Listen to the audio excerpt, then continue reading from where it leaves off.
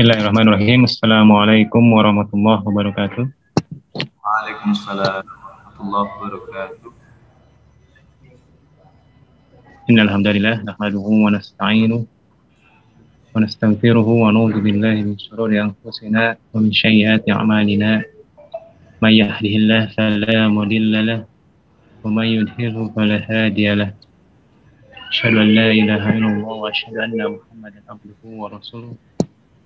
Alladzina la nabiyya ba'da. Qala fi kitabil karim a'udzu billahi minasyaitonir rajim. Ya ayyuhalladzina amanu ittaqullah haqqa tuqatih wa la tamutunna illa wa antum muslimun. Baik, ikhwan fillah, alhamdulillah kita sudah masuk ke bulan Ramadan. Alhamdulillah ini hari ke-7 ya. Ya, mudah-mudahan kita selalu diberikan kekuatan dalam menjalankan ibadah suci Ramadan. Mudah-mudahan juga segala amal ibadah yang sudah kita lalui dari mulai hari pertama hingga hari ini dan insya Allah seterusnya, mudah-mudahan Allah terima dan sebagai diberikan pahala yang berlipat ganda. Mudah-mudahan juga kita selalu diberikan rahmat dan ampunan oleh Allah Subhanahu wa Ta'ala. Baik, untuk mempersingkat waktu, mungkin kajian Farid sesi 3 ini bisa dimulai. Tafadhol Ustaz. Baik, alhamdulillah. Alhamdulillahilladzi arsala rasulahu bil huda wa dinil haqq liyudhhirahu 'ala dini kullihi wa kafa billahi shahida. Asyhadu an la ilaha illallah wa asyhadu anna Muhammadar Rasulullah. Allahumma shalli wa sallim wa barik ala sayyidina Muhammadin wa ala alihi wa sahbihi ajma'in. Qala Rasulullah sallam ta'allamul fara'ida wa 'allamuhan nas. Fa innahu nisful ilmi wa huwa yunsa wa huwa awwalu syai'in yunza'u min ummati. Shadaqallahu Rasul Karim. Alhamdulillah, rekan-rekan sahabat faraid yang dirahmati Allah, pada kesempatan yang berbahagia ini kita insyaallah ngabuburit ya, menunggu waktu berbuka puasa dengan aktivitas thalabul ilmi. Thalabul ilmi adalah aktivitas yang wajib dan tentu kewajiban ini insyaallah di bulan Ramadan ini akan dilipat gandakan sampai 70 sampai hingga 700 kali lipat ya, luar biasa. Satu pertemuan dicatat dengan insya Allah bisa sampai 700 kali lipat, Masya Allah ya. Oleh karenanya kudu semangat nih gitu ya, ngikutin kegiatan-kegiatan kajian dimanapun gitu ya, terkait dengan kajian-kajian keilmuan, karena kita memang harus mengupgrade kemampuan kita, mengasah kemampuan kita agar lebih baik lagi dari waktu ke waktu ya. Terlebih lagi di bulan Ramadan ini momen yang luar biasa untuk kita menyambut ya, obral pahala yang Allah telah janjikan gitu ya.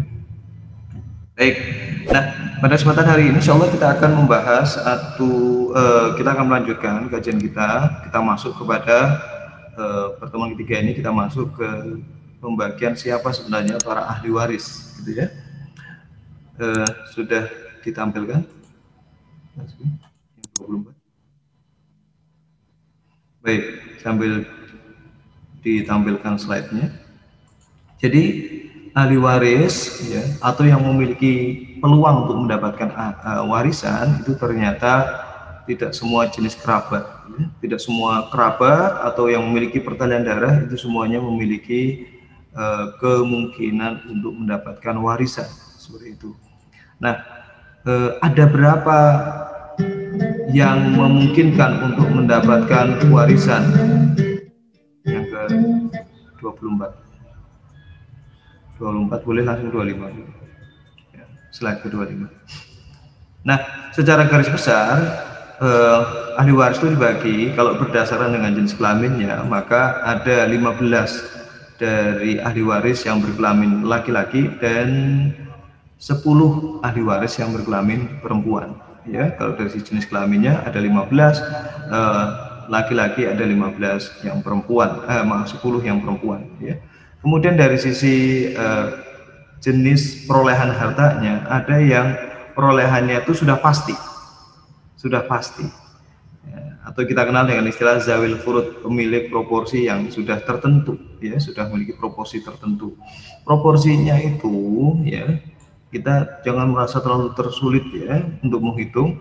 Kenapa? Karena proporsi tertentu itu hanya pada pecahan-pecahan yang insya Allah mudah kita ingat ya. Ya, pokoknya ada di dua pecahan, yakni 2/3 dan setengah, gitu ya. Secara umum, ya, bagian dari ahli waris itu, ya, pecahannya itu hanya ada 6, yakni setengah, kemudian setengahnya setengah adalah 1/4, kemudian setengahnya 1/4 adalah 1/8. Sudah ada 3 ya, setengah, 1/4 dan 1/8. Kemudian 2/3, setengahnya 2/3 adalah 1/3, kemudian setengahnya 1/3 adalah 1/6. Sudah beres, gitu ya.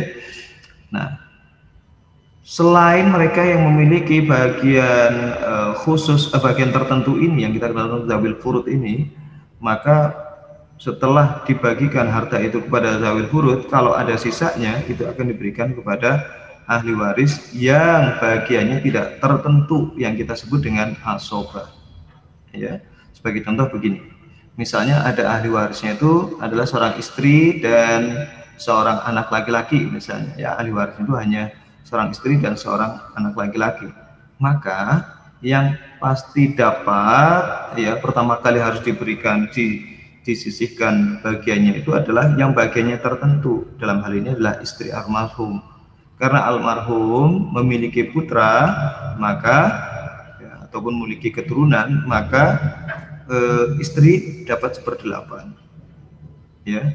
Sisanya itu akan diberikan kepada pemilik asobah, yakni siapa? Anak laki-laki tadi. Jadi diberikan kepada ibu dulu, ya, baru kemudian diberikan kepada anak laki-laki tadi, ya.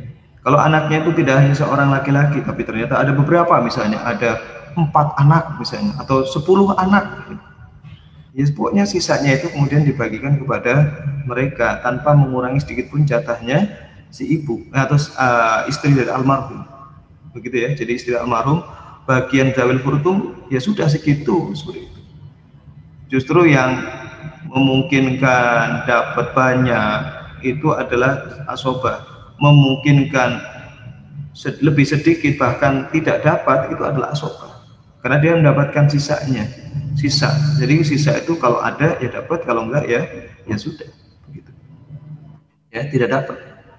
Nah itu nanti kita akan berikan contoh-contoh ya, entah pada kesempatan hari ini atau mungkin kesempatan pertemuan selanjutnya, bagaimana contoh hitungan sehingga asobah itu tidak dapat waris sama sekali, ya, meskipun dia disebut dengan asobah. Justru yang pasti dapat itu adalah mereka yang dikenal dengan istilah zawil furud, ya. Dan asobah ini tidak dapatnya bukan karena dia terhalang oleh yang lain, tapi karena memang zawil furudnya sudah banyak, gitu, sehingga habis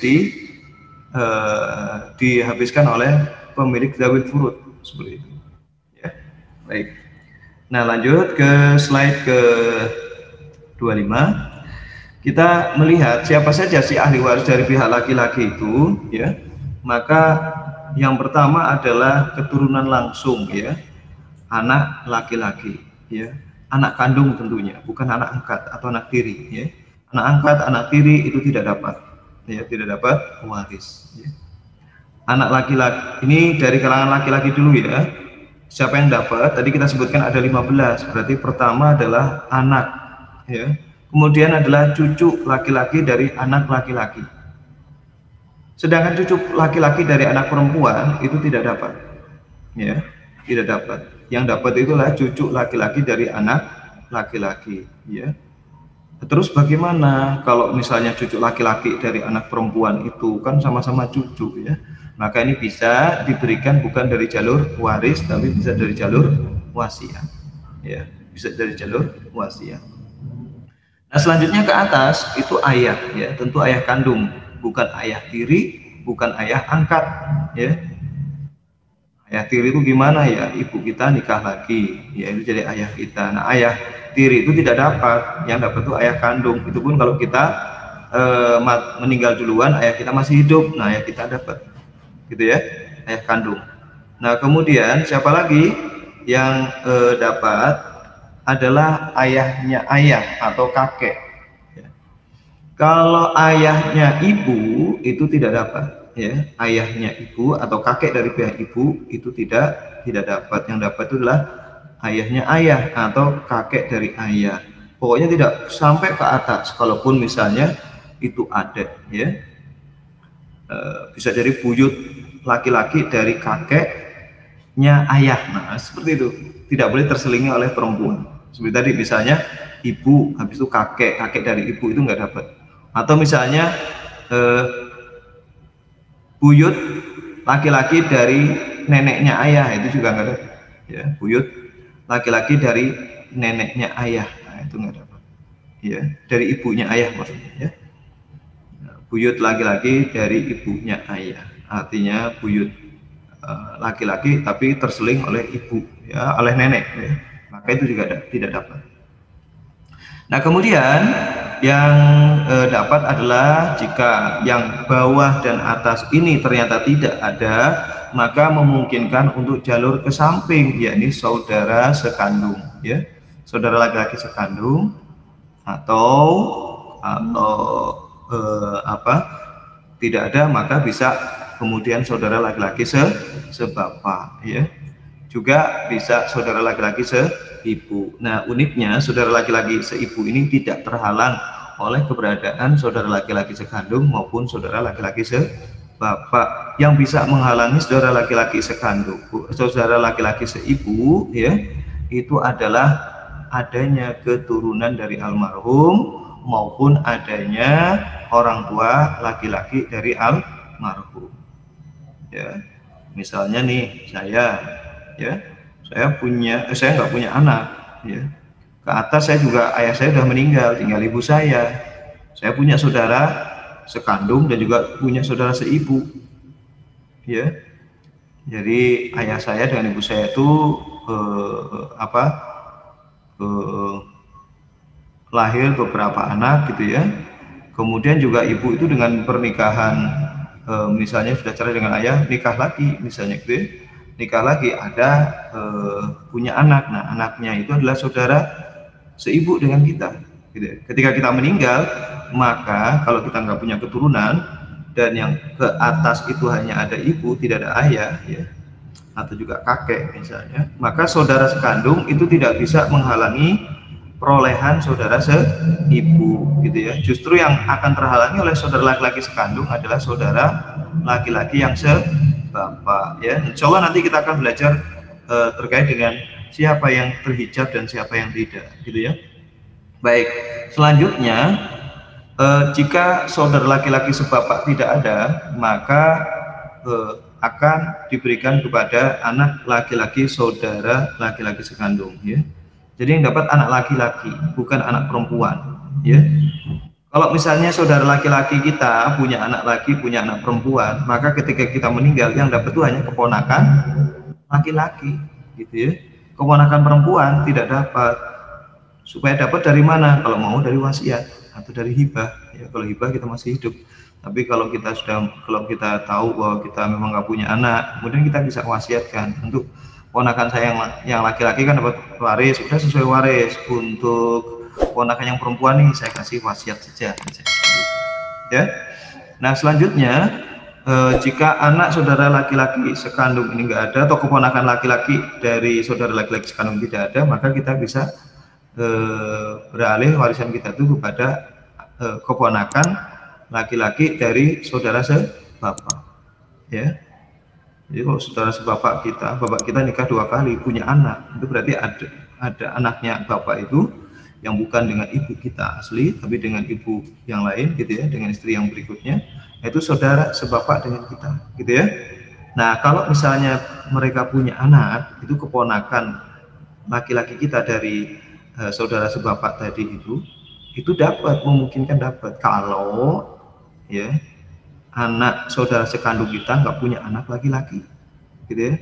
Saudaranya nggak ada, sudah meninggal, ya, sekandung. Saudara sebapak juga sudah meninggal. Anak laki-laki, keponakan laki-laki dari saudara sekandung juga nggak ada, misalnya. Maka bisa beralih kepada keponakan laki-laki dari saudara sebapak, gitu ya. Ini baru 9, ya, padahal tadi sebutnya 15, ya. Lebih itu kemana? Nah, ternyata ke saudara paman sekandung. Tampak Pak Sugeng di situ? Ya. Paman sekandung, ya. Jadi paman sekandung. Yang bahkan 25, ya. Ya. Paman sekandung. Nah, paman sekandung berarti saudaranya ayah ya. Kita meninggal, ayah kita punya saudara laki-laki yang dalam bahasa Arab disebut dengan amun ya. Amun. Nah, paman dari ayah ini atau saudara laki-laki dari ayah ini dapat. Tapi kalau saudara dari ibu itu nggak dapat, mau laki mau perempuan. Jadi paman atau bibi dari pihak ibu nggak dapat ya. Paman atau bibi dari pihak ibu itu nggak dapat. Saudaranya ibu, kalau kita meninggal, kita punya bibi, kita punya paman, ya. Dari pihak ibu itu nggak dapat. Tapi kalau dari ayah, yang dapat itu paman, bibi nggak dapat. Ya. Nah, paman sekandung. Kalau paman sekandung tidak ada, kalau saudaranya ayah yang sekandung nggak ada, kita lacak lagi. Ada nggak saudara ayah, saudara laki-laki ayah yang sebapak? Wah, karena udah warisannya udah bertumpuk, udah pada meninggal, udah kita lacak lagi. Ada nggak anaknya, ya, anak dari paman sekandung? Bagi kita berarti apa ini? Sepupu ya, sepupu laki-laki. Ada nggak sepupu laki-laki kita? Yang anaknya paman, bukan anaknya bibi, ya. Yang anaknya paman, karena bibi aja nggak dapat, apalagi anaknya bibi, gitu ya. Ada nggak sepupu kita, ya? Contoh misalnya begini nih, kalau Nabi Muhammad misalnya waktu meninggal, misal beliau mewariskan, maka ya seandainya tidak ada ahli waris yang lain, Sayyidina Ali itu dapat. Kenapa? Sayyidina Ali itu adalah saudara sepupu bagi beliau, ya, sekaligus menantu beliau, ya.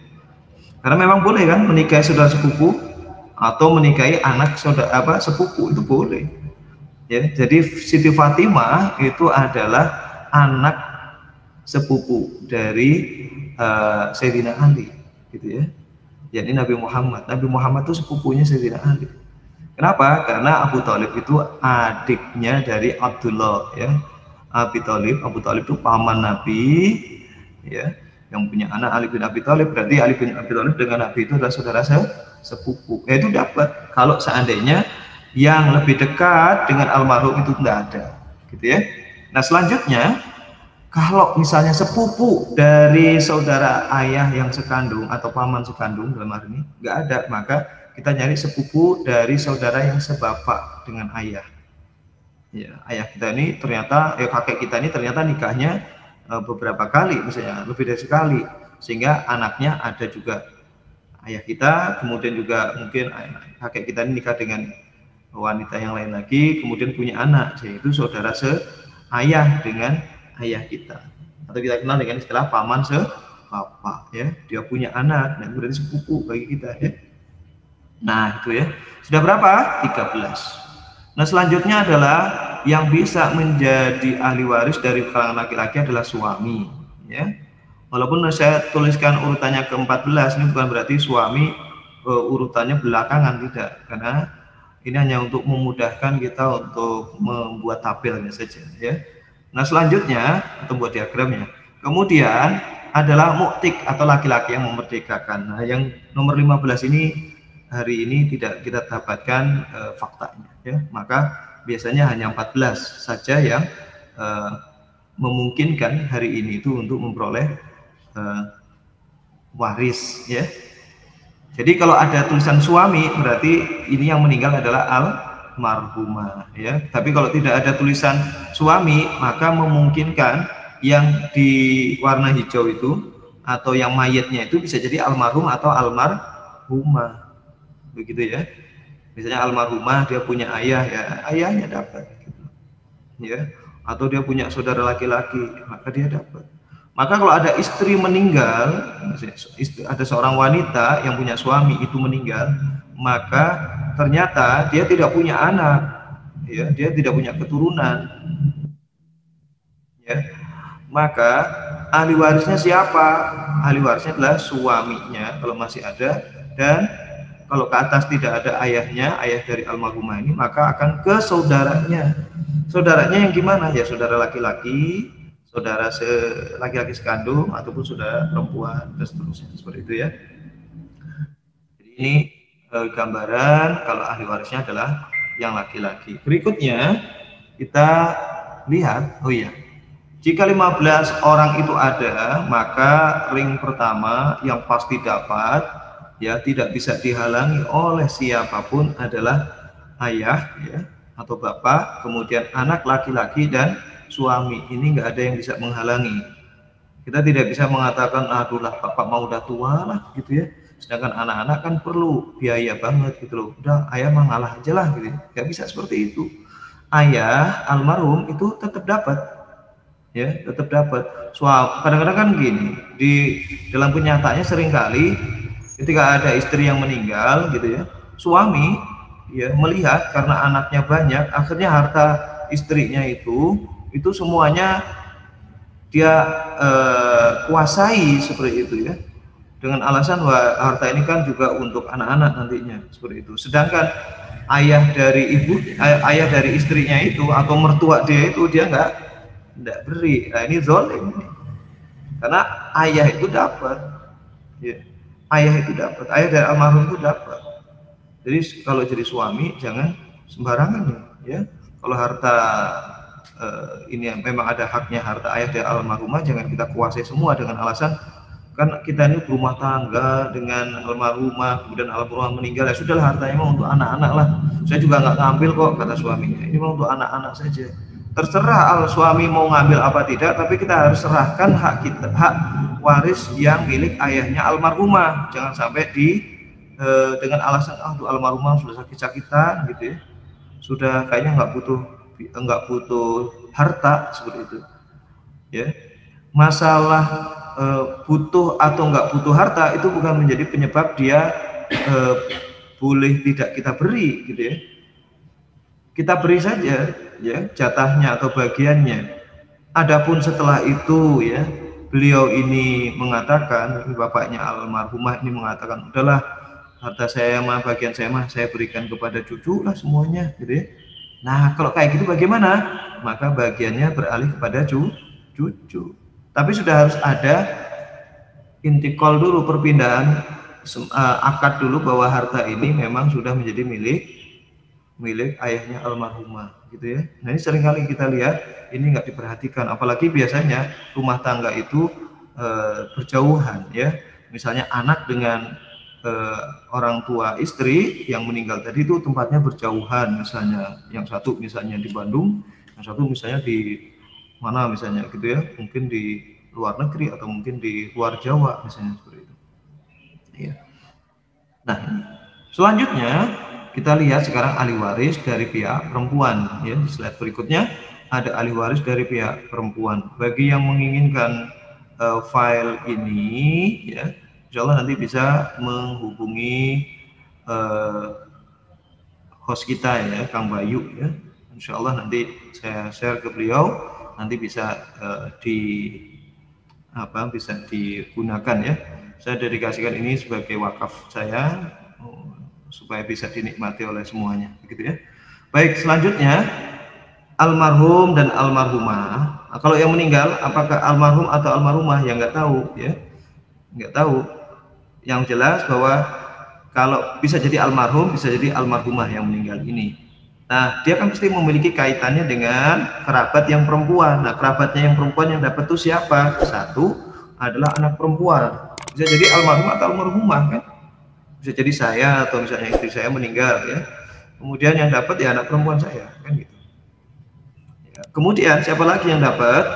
Cucu perempuan, tapi bukan dari anak perempuan, tapi dari jalur anak laki-laki. Ya, sekali lagi dari jalur anak perempuan keturunannya terputus. Seandainya gimana tuh kalau misalnya anak perempuannya meninggal duluan, sedangkan anak perempuan itu sudah punya keturunan, ya. Sementara ayahnya itu masih hidup. Ketika ayahnya masih hidup, ya, ya. Kemudian ternyata ada juga anak-anaknya yang masih hidup ini, ya, anak laki-laki dan sebagainya. Sedangkan cucu dari anak perempuan itu berarti dia tidak dapat karena terputus jalurnya, ya. Terus bagaimana bisa diperoleh melalui jalur harta dari kakeknya tadi melalui jalur wasiat? Maka kakek yang baik berwasiatlah ya. Kalau apalagi kalau kita tahu ada anak kita yang perempuan yang sudah meninggal dan dia punya keturunan, kita wasiat ya untuk mereka karena mereka tidak mendapatkan jatah dari jalur waris ya. Selanjutnya ke bawah ya, cucu perempuan misalnya ya, ke bawah itu bisa ya, cucu perempuan dia punya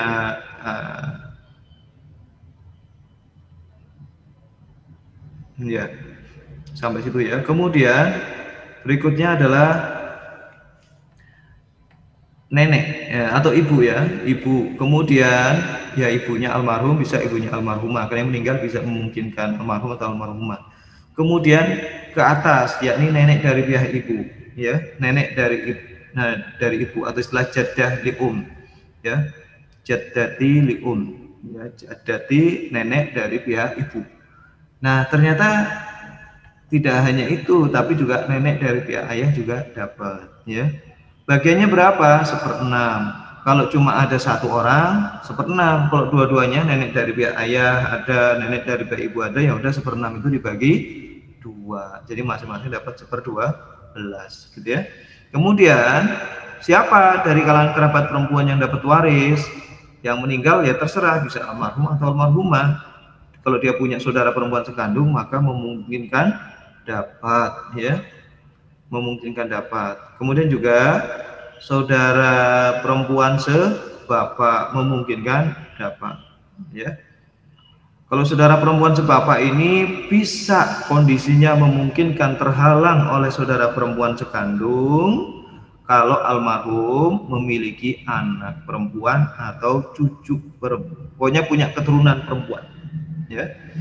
Almarhum atau almarhumah ini punya keturunan perempuan dan punya saudara perempuan sekandungnya cuma satu ya, atau punya saudara perempuan, punya saudara perempuan sekandung, maka terhalang tuh saudara perempuan sebapak. Tapi kalau nggak punya keturunan, almarhum nggak punya keturunan dan saudara perempuan sekandungnya hanya satu, maka memungkinkan saudara perempuan sebapak dapat ya. Insya Allah kita akan detailkan nanti di bab mahjub ya atau hijab ya yang berkaitan dengan menghalangi.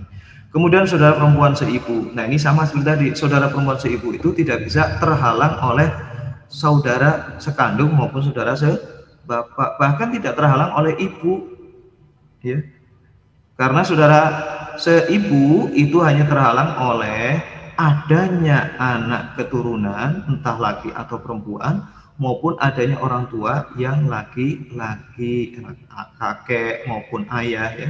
Selama ada itu ya saudara seibu nggak dapat, baik laki-laki maupun perempuan nggak dapat ya. Jadi ibu itu tidak bisa menghalangi perolehan harta saudara seibu ya.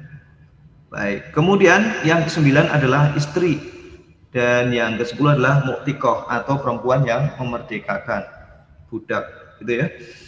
Ya kita kemarin sudah bahas yang disebut dengan memerdekakan itu gimana sih gitu ya. Jadi yang disebut dengan memerdekakan itu seperti ini. Misalnya ada seseorang memerdekakan budak, dimerdekakan, nah gitu itu kemudian budaknya ini bekerja sehingga mendapatkan harta gitu ya. Dan ketika budak ini meninggal, ternyata ditelusuri tidak ada ahli waris yang lain. Kandidatnya hanya tinggal dia ya, kandidat terakhir. Memang mu'tik atau mu'tikah itu kandidat terakhir di antara yang memungkinkan dapat waris.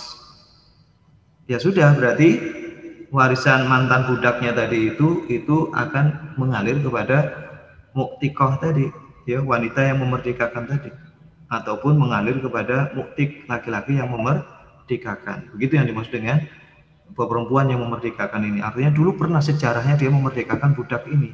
Ya, dia pernah jadi budak, kemudian dimerdekakan oleh seseorang ya. Nah, seseorang ini yang nanti kalau misalnya yang mantan budaknya itu kaya, kemudian mantan budaknya itu meninggal dan punya harta warisan, setelah ditelusuri tidak memiliki ahli waris, maka yang dulu pernah memerdekakan itu dapat ya, itu dapat waris.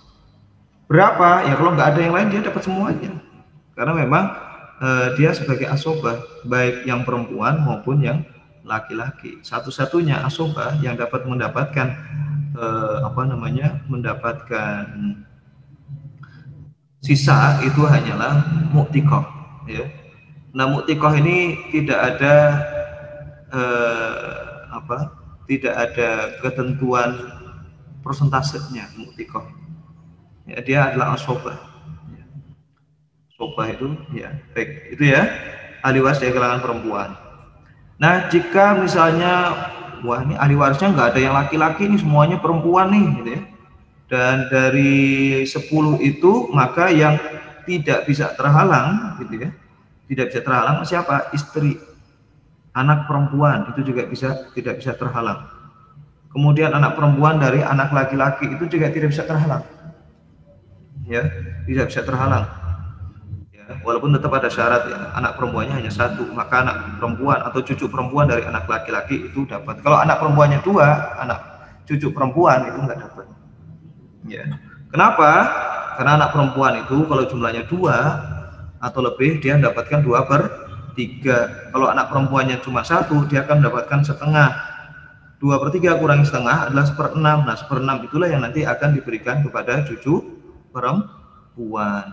Kalau misalnya ternyata anak perempuannya itu yang ditinggalkan oleh almarhum itu ada 2, berarti sudah terpenuhi itu kadar 2/3 itu, sehingga cucu perempuan sudah nggak terbagi lagi, gitu ya.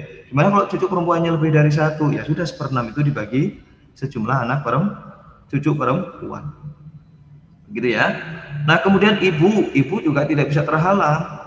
Sama seperti kasusnya tadi, jangan sampai sebuah keluarga itu misalnya suami meninggal, ya, suami meninggal, kemudian istri merasa seluruh peninggalan suami itu adalah harta hak milik anak dan dirinya, sementara ibunya di kampung sana jauh, gitu ya, itu tidak diinformasikan atau kemudian dibagi warisannya kepada mereka, kepada ibu. Kita kekeh mengatakan bahwa udahlah ibu mah udah juga buat apa ibu, gitu ya. Bukan masalah buat apa, tapi ketentuan Allah ini harus dibagi dulu, ini haknya ibu, berikan kepada ibu, ya. Jangan sampai harta dikuasai oleh harta almarhum dikuasai oleh istri dengan alasan ini untuk kepentingan anak-anak juga, karena ibu almarhum itu juga punya jatah, bahkan jatahnya ibu almarhum lebih besar dibanding jatahnya istri.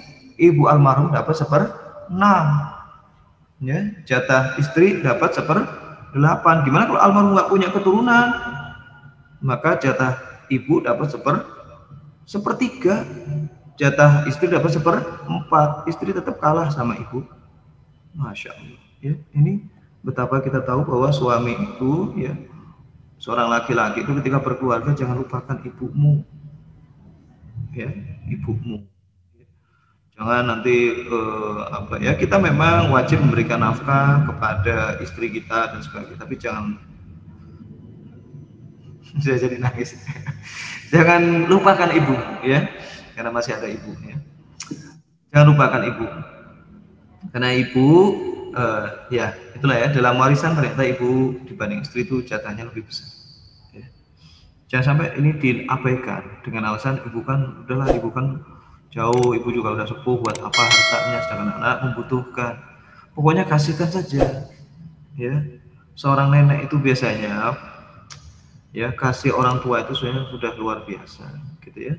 Insya Allah nenek kalau memang melihat cucunya itu memang membutuhkan, itu biasanya akan dikembalikan kok, ya, akan dikembalikan, bukan hanya yang diwariskan tapi juga akan ditambahin sama neneknya. Masya Allah. Nah, kemudian kalau misalnya almarhum ini tidak punya almarhum ini tidak punya anak perempuan, tapi punyanya adalah cucu perempuan dan itu 1, maka kalau ada saudara perempuan itu tidak terhalang, dia dapat 1/6. Kondisinya mirip seperti hubungan antara anak perempuan dengan cucu perempuan tadi, ya. Karena kalau cucu perempuan itu jumlahnya lebih dari 1, 2 ke atas, dia dapat 2/3, ya. Kalau jumlah cuma 1, maka saudara perempuan sekandung, kalau yang ada seperti ini, maka saudara perempuan sekandung dia akan menjadi asobah ma'al ghair, ya. Dia akan mendapatkan sisanya, ya. Dia akan mendapatkan sisanya.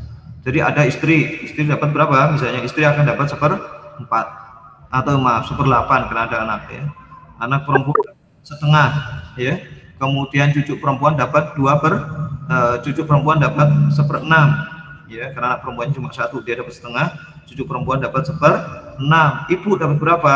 Karena ada anak keturunan, maka ibu akan mendapatkan 1/6, ya. Sisanya kalau ada diberikan kepada saudara perempuan sekandung. Coba kita hitung, istri dapat berapa tadi? 1/8, ya.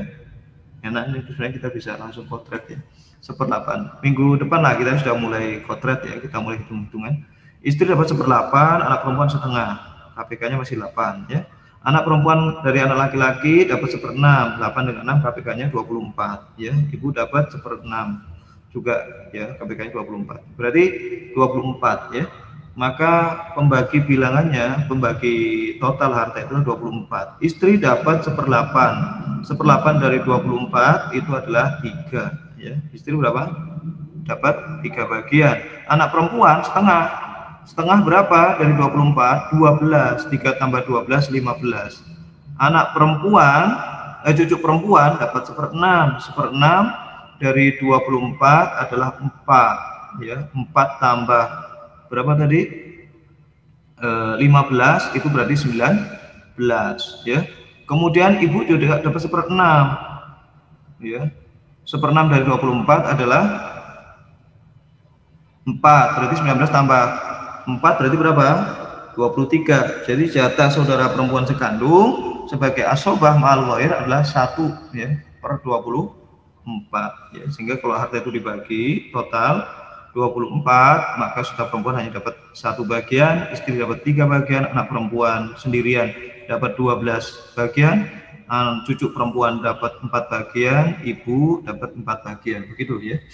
Baik, selanjutnya bagaimana kalau misalnya seluruhnya laki perempuan tadi itu ada, ya, maka saudara laki ada, seluruh kandidat ahli waris itu ada, yang 15 dari pihak laki maupun 10 dari pihak perempuan tadi. Maka yang pasti tidak bisa terhalang adalah yang kita sebut dengan istilah ring 1, itu adalah anak laki-laki, anak perempuan, ibu, bapak, suami atau istri. Meskipun anak laki dan anak perempuan kita tempatkan di nomor urutan pertama dan nomor 2, tapi kalau keduanya ada, maka, ya, yang menjadi asobah yang mendapatkan sisanya adalah mereka. Sehingga yang didahulukan kalau misalnya ada kondisi seperti ini, ada anak laki, ada entah berapa orang, anak perempuan juga ada entah berapa orang, ibu ada, bapak ada, suami atau istri ada, maka yang diutamakan adalah zawil furud, pemilik bagian tertentu tadi. Siapa itu? Suami atau istri, ibu dan bapak. Itu dulu dapat. Ibu karena ada anak-anak dapat 1/6, berarti bapak juga dapat 1/6, ya. Karena ada anak laki-laki, bapak hanya dapat 1/6 murni, ya. Kemudian suami, ya, dia mungkin dapat 1/4, istri dapat 1/8. Anggap yang meninggal suaminya, berarti istri yang dapat, dia 1/8, ya. Kemudian ibu bapak dapat 1/6, ya. 8 dengan 6 24, ya. Istri berarti dapat 3 bagian, ayah dan ibu dapat 4 bagian, ibu dapat 4 bagian, ayah dapat 4 bagian. 4 tambah 4 8, tambah bagian istri tadi 3 jadi 11, maka sisanya berapa? 24 kurangi 11 adalah 13. 13/24 itulah sebagai sisa yang akan dibagi kepada anak laki-laki dan anak perempuan karena status mereka sebagai asobah bil ghair, ya, penerima sisanya, dengan ketentuan lidzakari mislu hadzil unsayain, bagi yang laki-laki, anak laki-laki 2 kali bagian anak perempuan, ya. Ini agak ngebut, ya, tapi alhamdulillah insyaallah bisa dipahami. Jadi kalau bagi waris itu saudara jangan, kalau punya saudara, kita melihat ada saudara kita meninggal, kita tuh jangan merasa, ya, bahwa kita pasti dapat. Lihat dulu di dalamnya ada enggak yang menghalangi kita untuk dapat, ya. Kita lihat dulu, almarhum saudara kita punya, atau almarhumah saudara kita punya anak laki-laki enggak? Ada, ya sudah, berarti tertutup peluang kita. Anak laki-laki enggak ada, adanya cucu laki-laki dari anak laki-laki, tertutup juga peluang kita. ya saudara peluang ini nggak bisa, nggak dapat. Ada tapi cucu laki-laki tapi dari anak perempuan, nah mungkin yang dapat. Kenapa? Karena cucu laki-laki dari anak perempuan bukan ahli waris, bukan yang termasuk ahli waris, kita bisa dapat. Ya, tapi kita harus ingat, ya, anaknya itu, anak saudara kita itu, ya, apa? Ya artinya berarti gimana? Ya tadi ya, cucu dari saudara perempuan kita itu, ya, itu kan nggak dapat tuh, ya.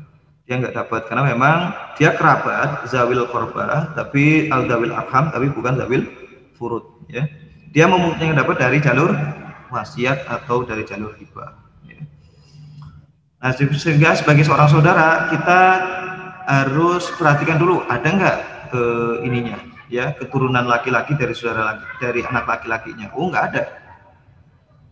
Kita lihat ke atas, masih ada ayah nggak? Ayahnya almarhum, juga ayah kita berarti masih ada, berarti peluang kita tertutup. Jadi peluang saudara entah laki entah perempuan itu akan tertutup jika ada anak laki-laki atau adanya cucu laki-laki dari anak laki-laki atau adanya ayah. Sudah 3 kunci itu yang mengunci ring 1 ini, tidak bisa waris itu mengalir ke saudara. Begitu ya. Begitu tidak ada 3 kunci ini, maka memungkinkan bisa mengalir ke saudara. Almarhum punya anak cuma 1 perempuan. Nah, kemudian istri, ya berarti kita memungkinkan dapat, begitu ya. Baik. Nah, yang bukan ahli waris di slide berikutnya ini supaya untuk memudahkan ya.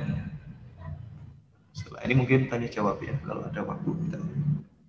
Yang bukan ahli waris, anak angkat atau anak asuh ini tidak dapat waris, ya. Hanya kadang-kadang karena diasuh dari kecil, ini kita sering menganggap ya sudahlah, ini mah sudah anak saya lah ini, gitu ya. Ini sudah anak saya ini, bukan anak orang lain, ini anak saya, gitu ya. Tetap tidak bisa kita mengarahkan nasabnya kepada kita, meskipun apalagi atau misalnya mungkin secara administrasi negara kita bisa saja ya membuat aktanya, udah ini anak saya gitu ya. Tapi di hadapan Allah itu bukan anak kita.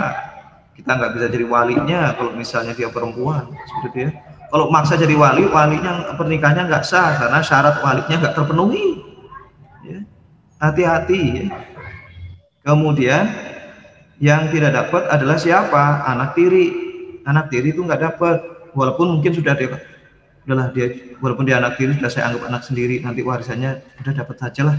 Nggak bisa seperti itu.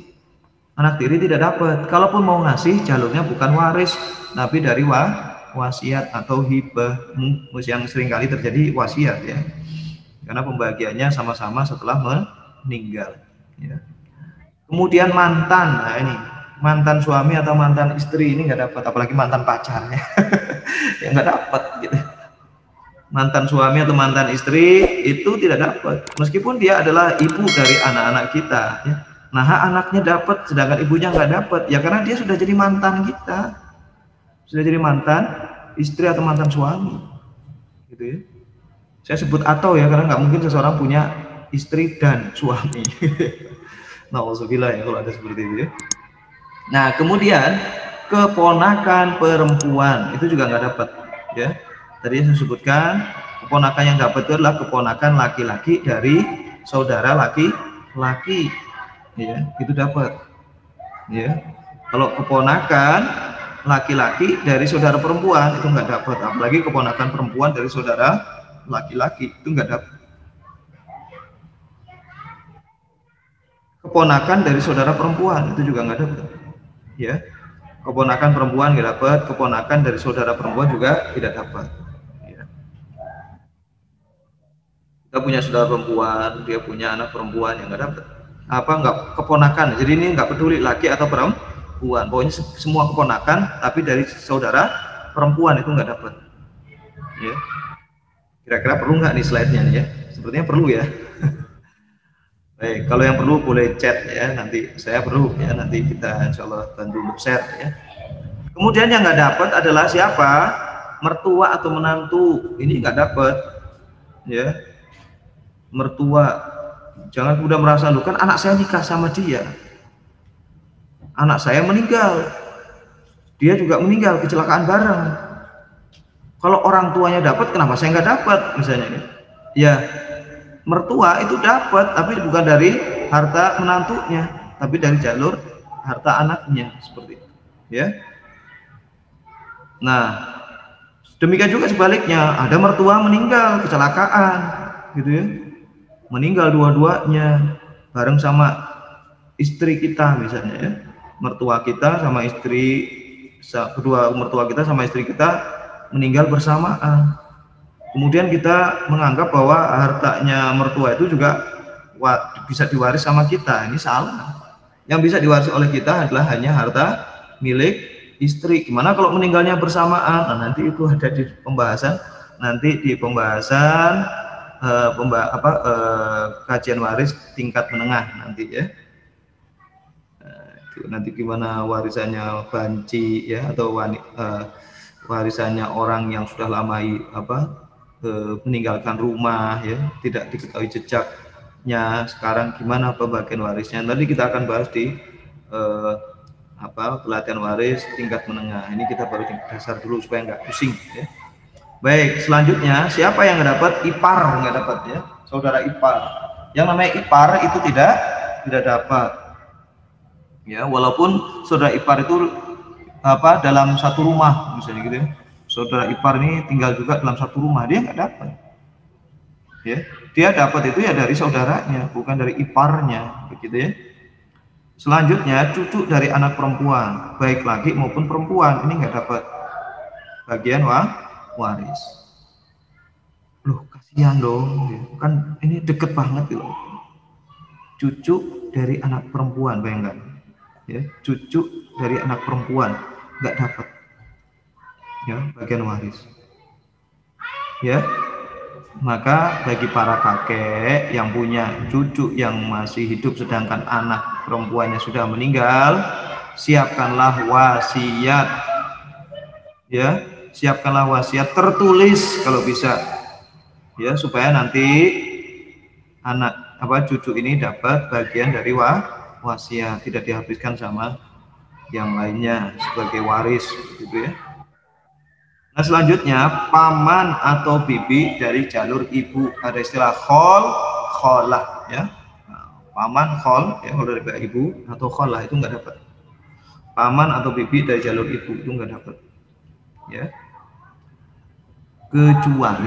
Kecuali seluruh kandidat yang 25 tadi itu nggak ada, maka memungkinkan ya zawil arham itu dapat.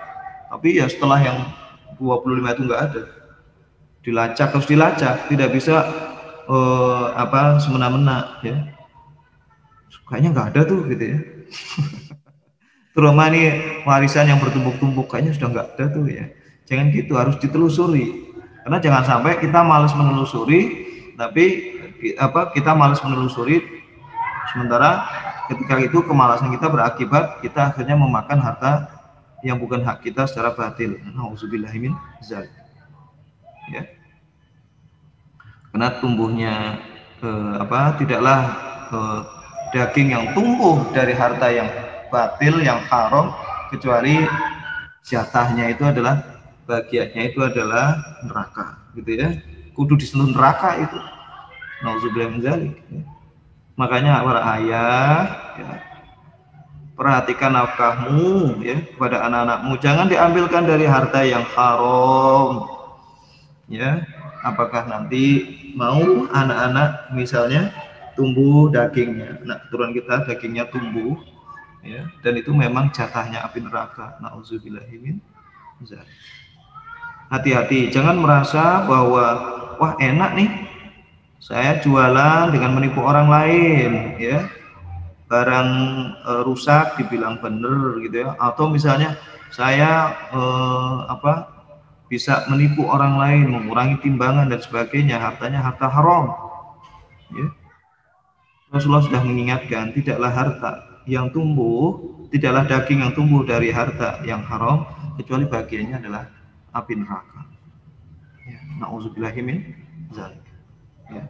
Supaya rasa itu muncul, coba silahkan ya kita sekali-kali ya pegang ya, kalau yang merokok mungkin coba pegang itu panasnya puntung rokok itu ya, atau panasnya api ya, biar kita merasakan seberapa lama kita sanggup menahan api yang warnanya merah itu. Sedangkan kelak api yang di akhirat itu disampaikan paling tidak misalnya di dalam beberapa hadis itu disebutkan bahwa api itu awalnya merah, kemudian dibakar hingga putih, kemudian dibakar menjadi hitam, dan api hitam itulah yang nanti akan menjadi api neraka. Nauzubillah min dzalik. Nah, api merah yang ada sekarang ini coba kita uji nyali lah gitu ya. Uji nyali seberapa lama kita bisa menahan panasnya gitu loh. Maka seperti itulah, yuk kita kalau mengisi hawa nafsu kita ini belum bisa kita tundukkan, mari kita coba melakukan dengan mungkin melatih rasa kita dengan membakar anggota tubuh kita, mungkin ujung jari kita coba kita bakar, berapa lama sih kita kuatnya gitu. Sementara orang yang dimasukkan ke neraka itu di surat An-Nisa ayat 14 bagaimana yang sudah kita bahas kemarin itu akan dimasukkan ke neraka khalidina fiha, kekal selamanya. Nauzubillahi min dzalik. Satu hari di neraka itu kurang lebih ukurannya adalah seperti 50.000 tahun di dunia ya. Ya Allah, sehari kita sedetik aja nggak kuat, sedetik di dunia aja kita sudah nggak kuat ya, apalagi khalidina fiha di neraka gitu ya. Nauzubillahi min dzalik. Ya Allah, yang seharusnya bergetar kita ya kalau misalnya urusan waris kok tidak diatur dengan aturan sesuai dengan aturan Allah. Betapa kurang jelasnya Allah sampai mendetilkan berapanya, tapi kemudian kita dengan semena-mena merasa lebih bijak melanggar itu semua ya. Maka wajar Allah mengancam orang yang kemudian wa may ya'sillaha wa rasulahu wa yata'adda hududahu, barang siapa yang mengingkari Allah dan Rasulnya dan melampaui batas-batas ini, maka akan dimasukkan ke dalam neraka. Kemudian saudara lain ayah, lain ibu ini juga tidak dapat ya. Kok bisa saudara lain ayah, lain ibu? Bisa. Misalnya janda atau duda itu menikah sama-sama bawa anak. Nah, anak janda ini dengan anak duda yang sono misalnya gitu ya. Ketika mereka di dalam satu rumah, maka mereka bukan mahram. Ya, perhatikan, mereka bukan mahram sehingga mereka boleh menikah. Jika bisa jadi satu pondok dua cinta. Ya, ayah ibunya menikah, anak-anaknya juga menikah, itu bisa jadi terjadi. Ya, dan mereka tidak saling mewarisi karena mereka lain ayah, lain ibu, begitu ya. Baik. Nah, untuk penerima waris ini, dia pasti akan dapat waris jika satu, dia memang kandidatnya sebagai ahli waris yang 25 tadi. Kalau tidak ada dalam kandidat ahli waris, kita nggak usah recok ya, nggak usah ikutan ya. Misalnya mantu, dulu saya dapat nggak ya? Udah, mantu pasti nggak dapat gitu ya. Mantu nggak dapat, atau ipar, dulu jangan-jangan ini kan saudaranya pada nggak ada nih, jangan-jangan saya dapat nih. Ipar itu selamanya nggak dapat. Atau mertua, dulu jangan-jangan saya dapat. Anda tidak termasuk 25 tadi, pasti nggak dapat, gitu loh. Nah, kemudian penerima waris itu, ya, selain dia harus termasuk di antara 25 posisi tadi itu, ya, entah anak sebagai saudara atau sebagai apa tadi itu, maka syaratnya dia akan dapat waris jika tidak terhalang atau tidak terhijab. Nah, ya, misalnya apa? Misalnya cucu ya. Cucu kalau ada anak maka terhalang ya. Kakek selama masih ada ayah maka terhalang. Nenek selama ada ibu maka terhalang. Misalnya seperti itu ya. Nah, itu ya. Nah, orang itu bisa terhalang karena boleh jadi tertutup posisi sebagai ahli waris karena dia bukan tertutup posisinya sebagai ahli waris ya. Misalnya karena dia murtad, beda agama, atau dia apa ya, murtad, beda agama, atau dia jadi budak misalnya seperti itu ya. Nah, itu nggak dapat. Gimana kalau misalnya ya ada sih, hidup sih iya, cuma dia itu kurang waras, gimana? Down syndrome dapat, masih Down syndrome itu dapat ya. Maka jangan berpikir bahwa wah ini mah apa ada sih cuma dia kurang waras, dapat apa enggak? Dapat, cuma nanti yang mengelola itu walinya, siapa nanti akan ditunjuk sebagai wali untuk mengelola hartanya supaya hartanya tidak disalahgunakan ataupun digunakan secara salah oleh orang lain ya. Nanti ada orang-orang misalnya yang Down syndrome ataupun secara mental kurang waras, kemudian diajak jual beli, itu kan secara hukum juga nggak sah. Udah, tanah kamu aku belilah, berapa? Ini aku tuker sama sepeda. Wah asik, aku senang dengan sepeda gitu ya. Karena dia tidak tahu nilai sepeda sangat jauh ya dibanding dengan nilai yang dia tukarkan tadi, tanah tadi atau rumah tadi begitu. Atau dia dalam kondisi misalnya belum balik ya, maka nanti harta itu sementara ada dipegang oleh orang yang bisa amanah seperti itu ya. Itu kemudian atau tertutup karena dia membunuh dia membunuh mewarisnya, ya nggak dapat.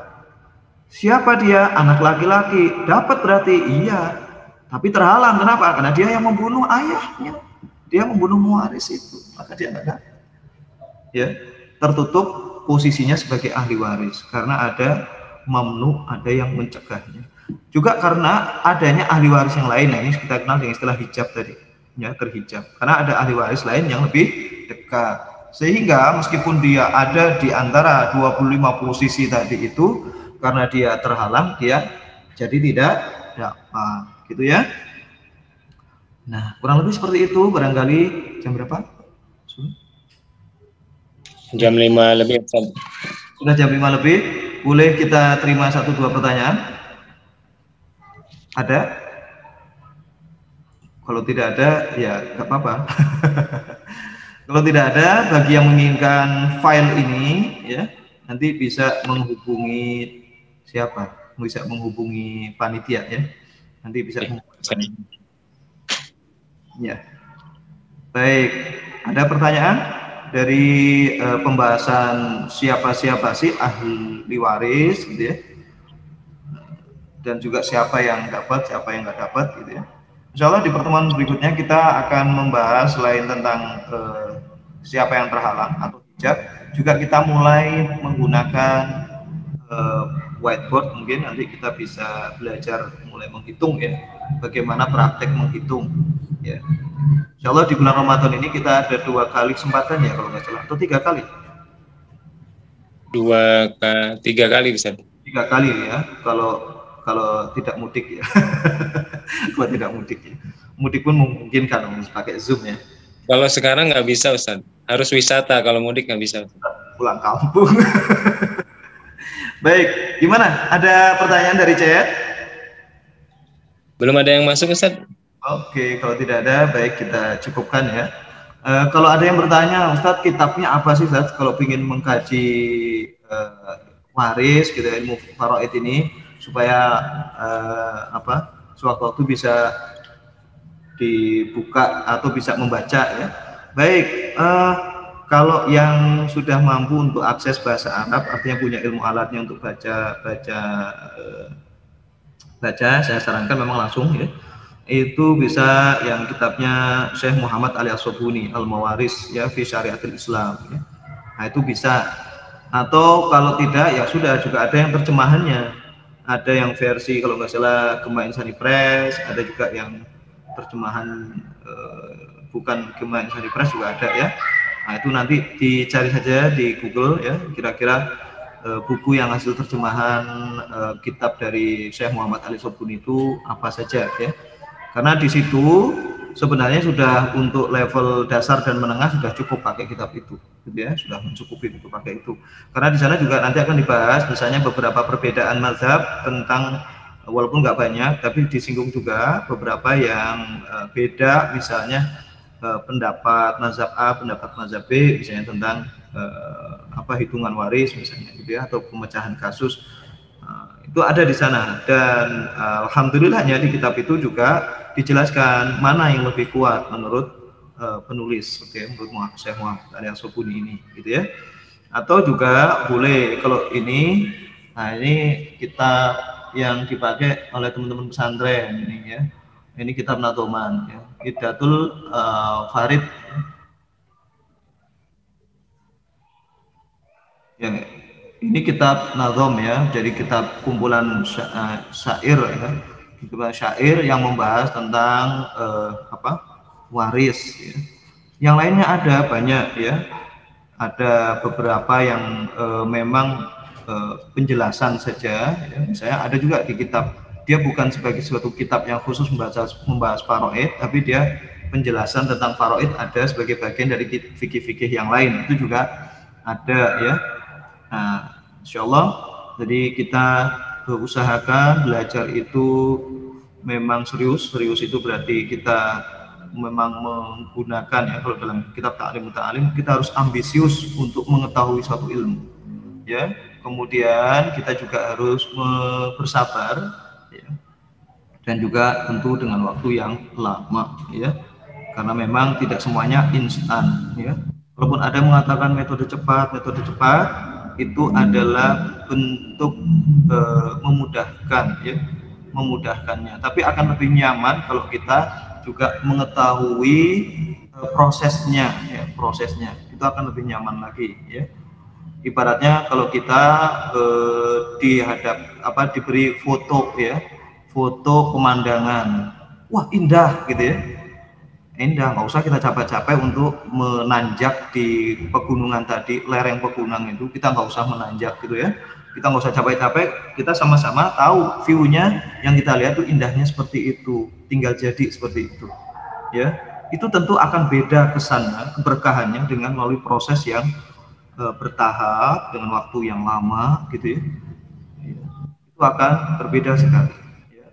Dan itu akan lebih mantap tentu ilmunya gitu ya. Oleh karenanya saya sarankan tidak hanya dari satu guru kita belajar, silakan banyak guru belajar, buka kitab ya. Fasilitas Google boleh dipakai, boleh silahkan ya, silahkan digunakan. Nanti kalau ada yang kurang dipengerti tetap harus punya guru supaya nanti ada tempat untuk konsultasi, untuk bertanya ya. Begitu. Demikian barangkali yang bisa saya sampaikan pada kesempatan sore yang berbahagia ini. Semoga semuanya puasanya berujung dengan ketakwaan ya, bukan sekedar menahan lapar dan dahaga. Amin ya rabbal alamin. Kita dari saya cukupkan, saya kembalikan kepada Kang Bayu sebagai host saya. Assalamualaikum warahmatullahi wabarakatuh. Waalaikumsalam warahmatullahi wabarakatuh. Baik, Ikhwani fillah, kajian faraid sesi 3 mungkin ada beberapa hal yang masih bingung kali untuk ditanyakan Ustaz. Mudah-mudahan di pekan depan kita mulai aktif juga. Jangan-jangan ada beberapa kasus di keluarga kita yang memang sebetulnya tidak sesuai dengan syariat gitu ya. Jadi kita bisa coba studi kasus, dan mudah-mudahan nanti di pekan depan lebih interaktif lagi, karena ini ilmu yang sangat bermanfaat. Karena faktanya di masyarakat sekarang banyak kejadian, jadi waris dan wasiat pun mungkin tidak terlalu dipahami bagaimana bedanya gitu ya. Terus kemudian dari pembagian sama rata sama rasanya juga gitu ya. Nah, hal seperti itu kadang tidak ya memang syariat sudah mulai ditinggalkan gitu. Makanya dari itu kita semua yang hadir di sini mudah-mudahan bukan hanya sekedar jadi muta'alim, tapi bisa juga sedikit demi sedikit menyampaikan ke saudara-saudara kita atau mungkin sahabat-sahabat kita bahwa apa yang terjadi di masyarakat pada umumnya itu sangat sudah berbeda jauh dengan apa yang seharusnya Allah dan Rasulnya lakukan gitu ya. Mungkin itu dari kami. Alhamdulillahirabbil alamin. Mudah-mudahan kajian sore ini bermanfaat buat kita semua, dan Allah mencatat ini sebagai kegiatan amal yang yang diberikan pahala yang luar biasa, karena pada saat kita bermajelis insya Allah itu akan diikuti dengan puluhan ribu malaikat ya Ustaz. Jadi diutamakan juga untuk berdoa, apalagi ini kita di bulan Ramadan. Mudah-mudahan apa-apa yang menjadi hajat kita, apa-apa yang menjadi keinginan kita Allah kabulkan dan Allah mudahkan. Baik, untuk mengakhiri kita ucapkan alhamdulillahirabbil alamin, dan kita tutup dengan doa kafaratul majelis. Subhanaka Allahumma rabbana wa bihamdika asyhadu an la ilaha illa anta astaghfiruka wa atubu ilaik. Assalamualaikum warahmatullahi wabarakatuh. Waalaikumsalam warahmatullahi wabarakatuh.